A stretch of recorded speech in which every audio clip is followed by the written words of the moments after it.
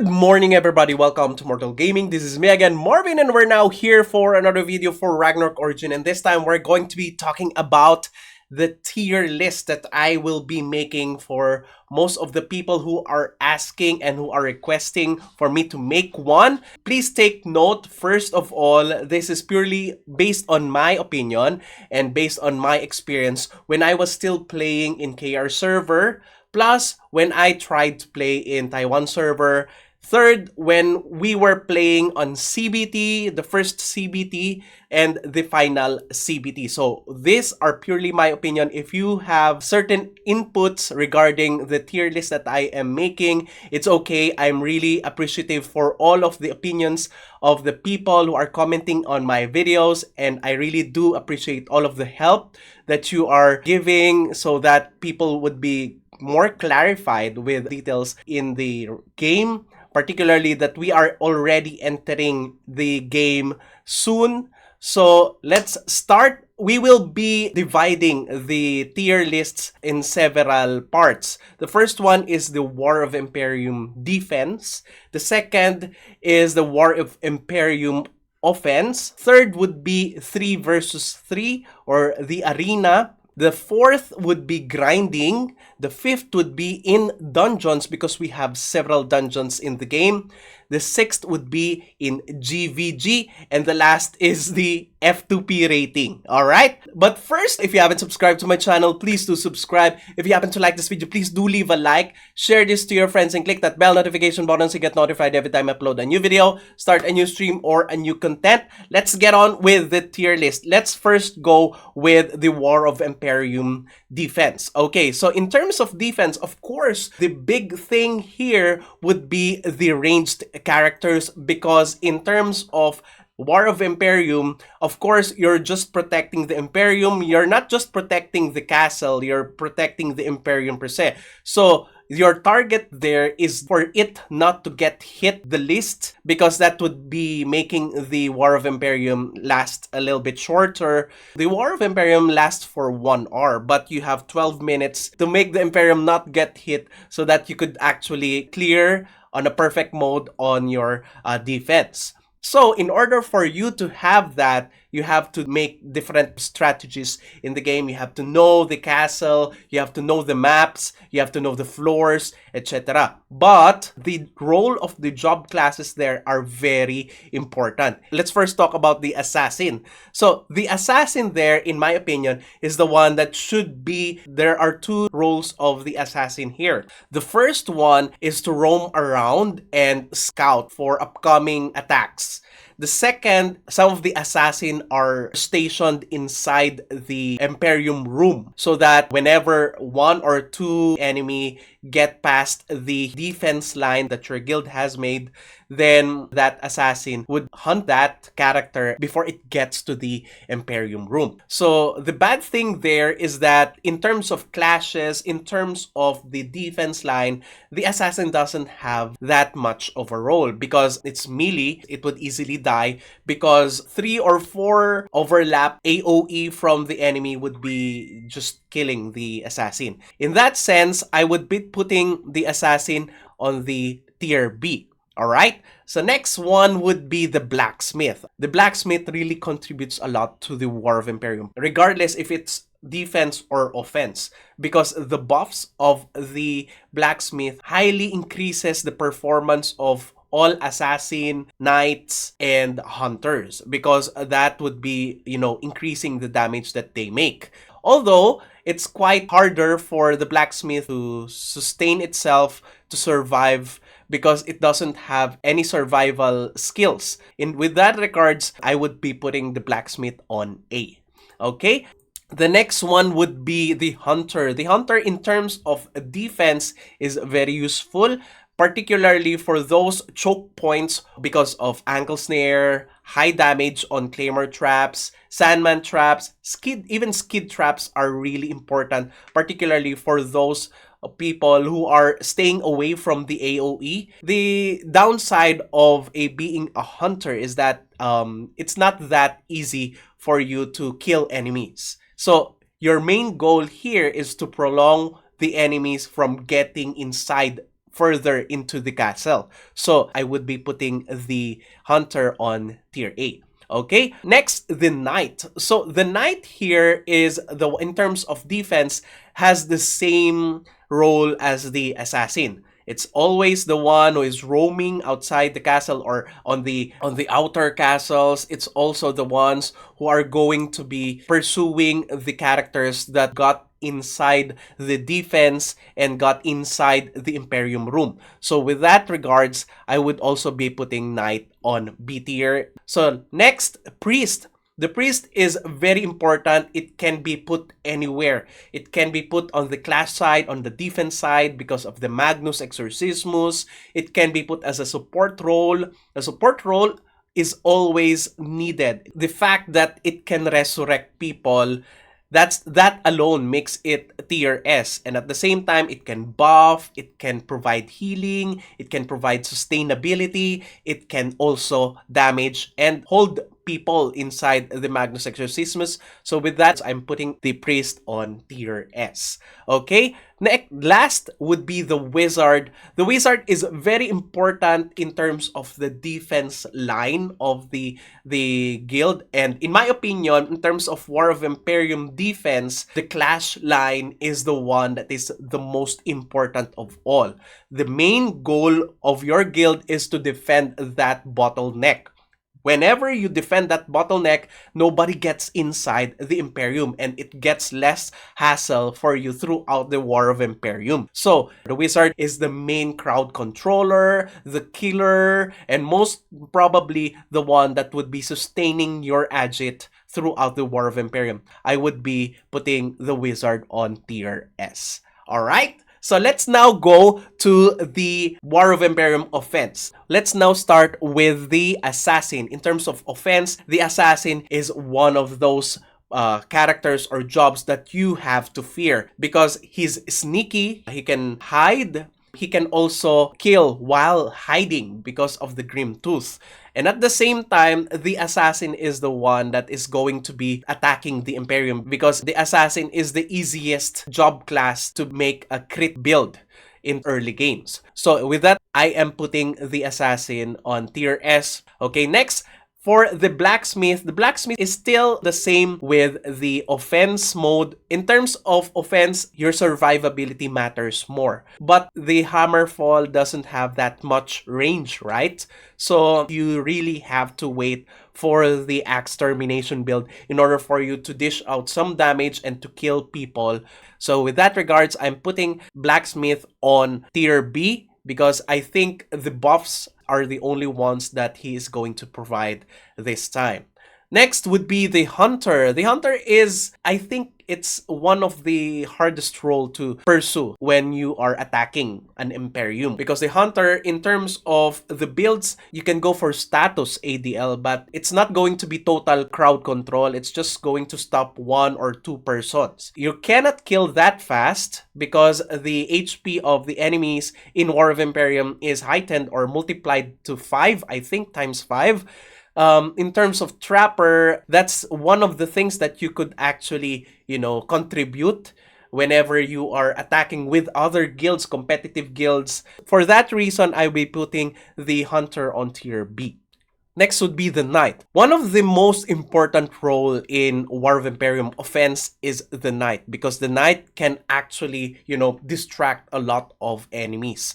Being tanky and being mobile is able to pass through those defense line without dying, and with that regards, it would be attracting a lot of enemies to pursue you inside the Imperium room, then that defense line weakened.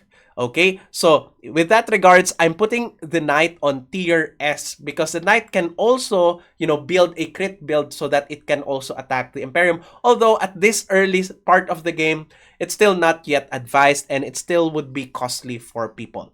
Next would be the Priest, of course. In terms of offense, is really needed because a lot of people are going to die on that attack. So if you're not going to be resurrecting them, it would be taking a lot of disadvantage for your side when those people, respawn on the respawn spot. So instead of them respawning there, you have to resurrect them. So aside from that, survivability, support, sustainability, all of it, the priest has it. So I'm still going to put the priest on tier S.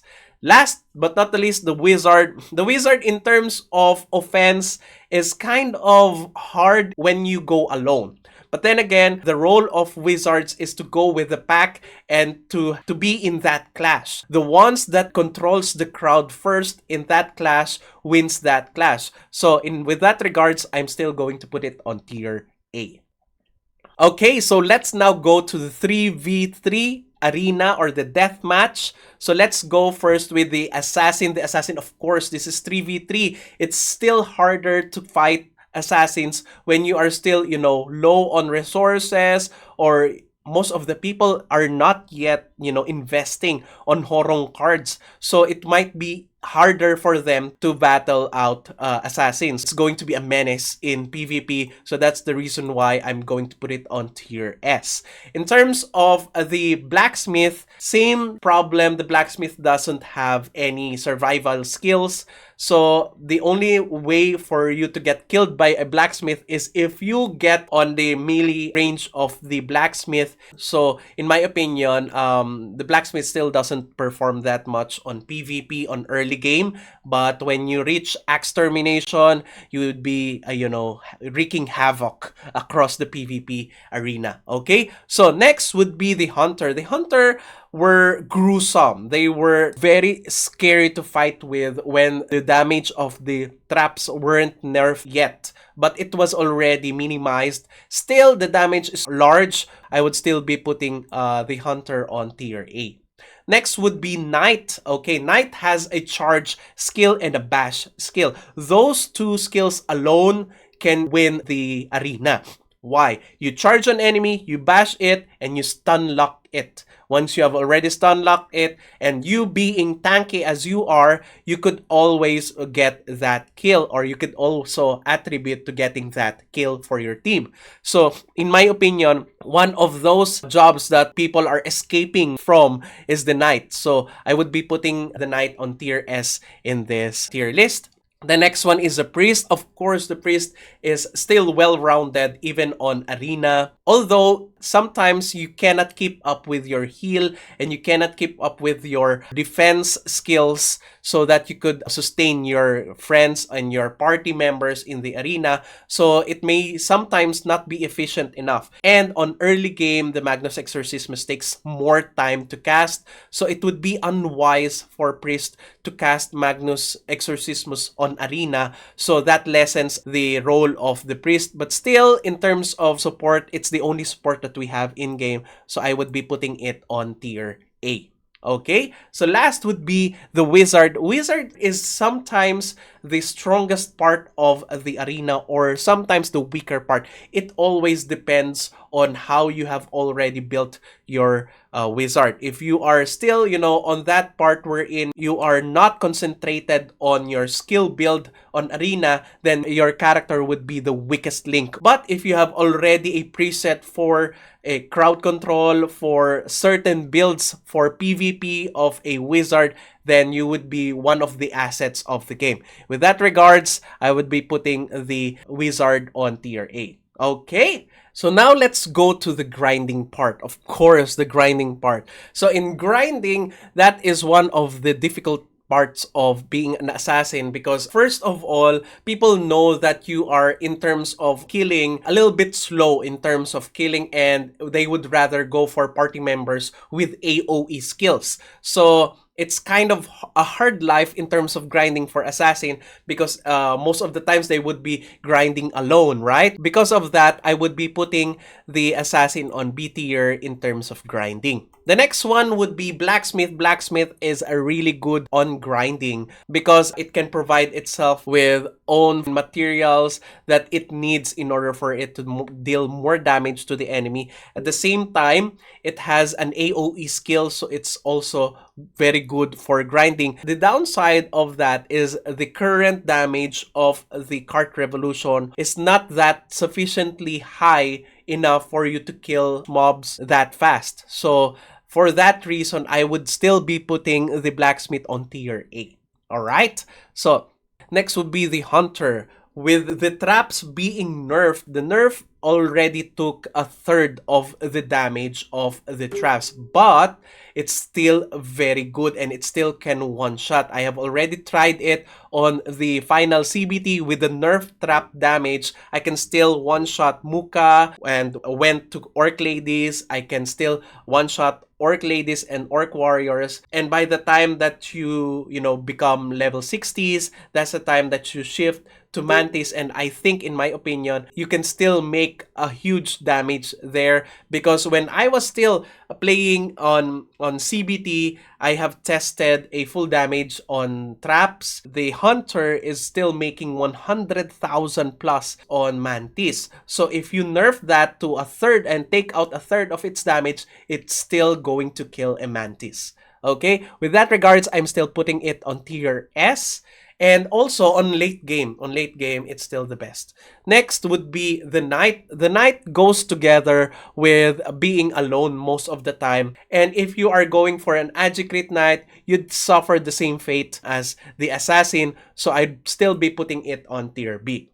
The Priest now has some trouble in terms of the very early game of grinding. But when it already has the Magnus Exorcismus, the grinding becomes easier. Because the Magnus Exorcismus stays there for a longer time than most of the AoE skills of the Wizard. So it doesn't trouble you if you are casting it for a longer time, because the tick of the Magnus Exorcismus can actually stack with your second cast because it stays there for a very long time. So with that regards, I'm still putting the Priest on tier A. Next would be the Wizard, of course, the original master of the grind because of the AoE, the elemental manipulation. So you don't have any problems with the damage. You don't have any problems with the number of monsters that you can attack, and you don't have any problems because your skill, which is the Meteor Storm, can also stun the enemy. So that makes it still on tier S, the Wizard. Okay, so let's now go to the dungeons. For the dungeons, of course, in terms of the Assassin usually doesn't have that much role in dungeons, except for those maps that you can skip, okay? Still, Assassin is a very good DPS. For the blacksmith's performance depends on the party he is going to. If he's going with knights, hunters, and assassins, then he would really contribute a lot. Particularly the AoE effect, he can stun the crowd, and he can also dish out damage. That puts him on tier A. Next would be the Hunter. The Hunter is also the same as anyone else here. The good thing about the Hunter is the long range of the ADL build, because you can actually damage the enemy from afar. If you are a trapper, you can actually still damage the enemy or the boss. So it's still, it's still a good DPS on dungeon. So I would still be putting it on tier A. Next would be the Knight. Of course, the Knight is really important because when you are really early into the game, you still need tanks, and the Knight would be the one to do the job. So I'd still be putting it on tier S. Same with the Priest. You cannot have a party without a Priest, without a healer, without a support. So I need to put it on tier S. For the Wizard, same DPS damage dealer. That's his role on the dungeon. So I'd be putting it on tier A.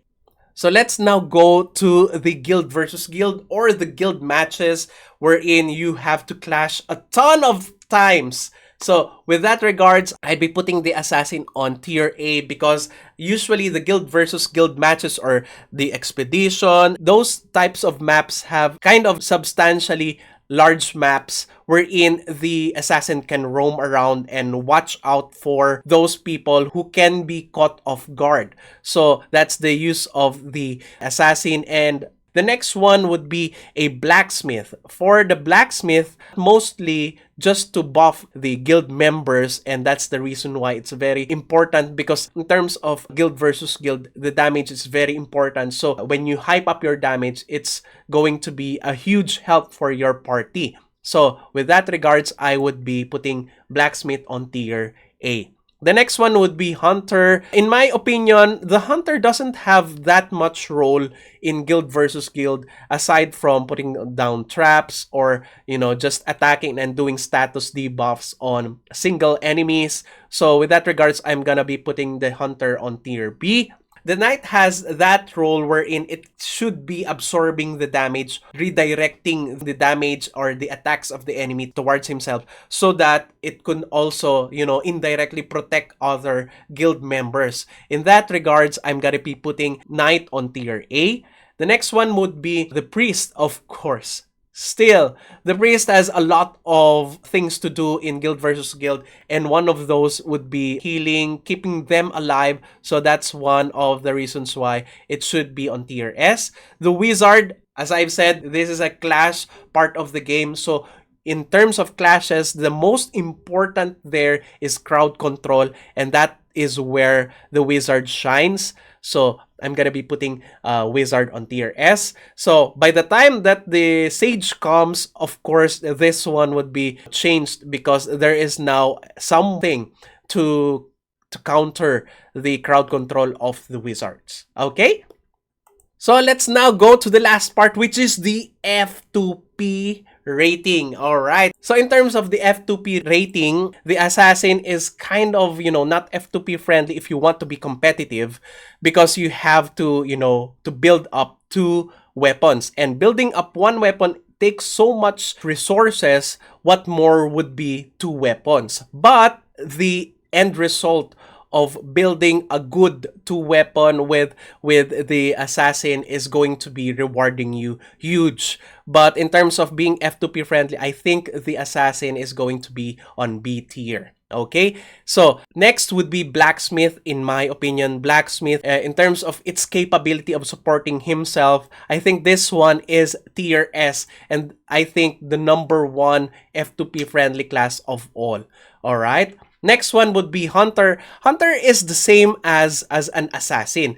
It takes so much resources for you to pump up your damage, to so much stats, so much bonus damage, so much passives, so much things for you to increase the damage of your character. And for that, I'm also going to be putting it on tier B. Next one is the Knight. The Knight has only one role, and that is for you to tank. Okay, for you to be able to tank, you have to invest a lot on armor refines and on cards, the resistance cards. So with that, I'm going to still be putting Knight on tier A in terms of F2P rating. The Priest, alright, the Priest. A lot of people are saying that the Priest is not F2P friendly, maybe because the Priest also has to make up 2 weapons. The first one is the Dea Staff for the full support. The second one is the Holy Stick for the Magnus build. But other than that, it's going to be the most worth it for your money if you're gonna build it. So in my opinion, I'm still going to put it on tier A. In terms of the Wizard, a lot of people don't know this, but some people make it work. But if you want to dish out more damage and if you want to have a faster casting time, you have to somehow allot resources into Mora coins and into enchants. And that could be, somehow pricey or expensive in some times. But it still depends on your luck. So in my opinion, I'm still going to put it on tier A. Alright? So another long video. I'm so sorry for those people who are expecting a short video, but I do hope that I have already put everything that I know in this video, and I do hope that I have decided you. If you're still not yet decided on which class you would be picking, and if you have any concerns or opinions, I highly respect that. Each has its own. So if you have a different opinion, I also respect that. You can also comment it down below so that people would know, or some people would be more enlightened. Because as you know, even if I am a content creator of a guide maker on this game, I still don't know everything. And there are still lots of things that I have to learn. So let's learn together. All right? So that's it. Thank you everybody for watching. If you haven't subscribed to my channel, please subscribe. If you happen to like this video, please do leave a like, share this to your friends, and click that bell notification button so you get notified every time I upload a new video, start a new stream, or a new content. That's it. See you again on the next video. Bye-bye! 'Cause now I found you.